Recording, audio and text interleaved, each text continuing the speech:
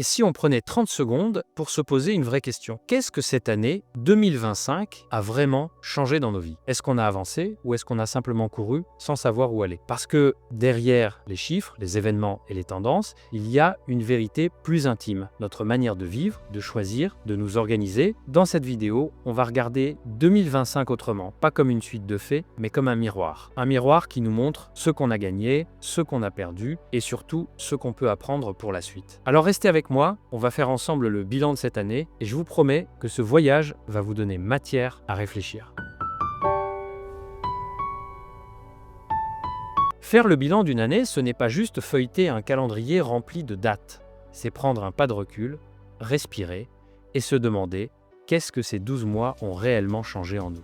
2025 n'a pas été qu'une suite d'événements, c'est une expérience collective et personnelle. Prendre le temps de regarder en arrière, c'est une manière de mieux comprendre où l'on va. Sans ce recul, on risque de répéter les mêmes erreurs ou de passer à côté des petites victoires qui méritent d'être célébrées. Aujourd'hui, on va explorer ensemble ce que cette année nous a montré, les leçons qu'elle nous a laissées et surtout comment les transformer en actions concrètes pour bien la terminer. C'est un voyage de réflexion, mais aussi une invitation à agir.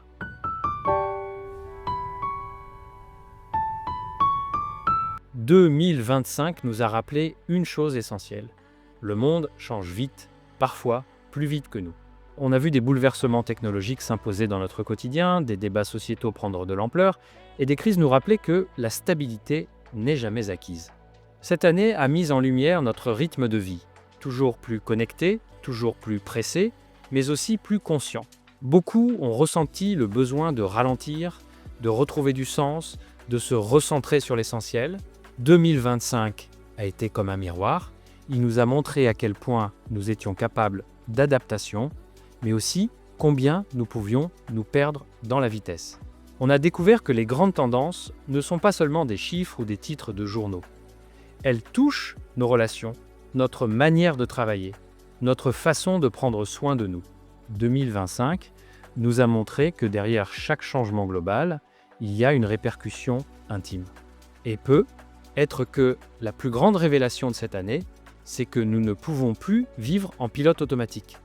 Les événements nous ont obligés à ouvrir les yeux, à questionner nos habitudes et à comprendre que chaque choix compte.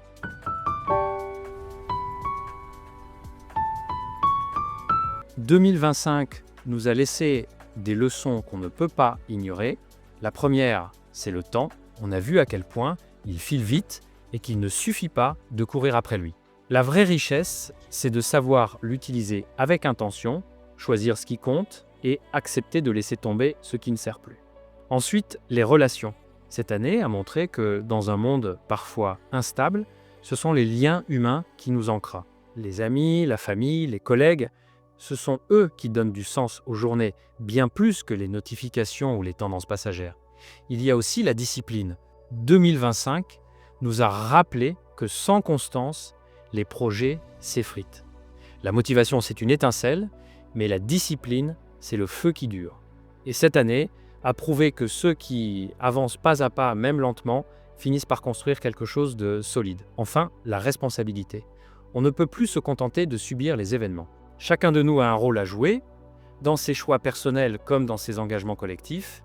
2025 nous a appris que fermer les yeux, c'est laisser les autres décider pour nous. Ces leçons ne sont pas abstraites, elles sont concrètes, elles nous concernent tous, et si on les garde en mémoire, elles peuvent transformer notre manière de vivre les années qui viennent.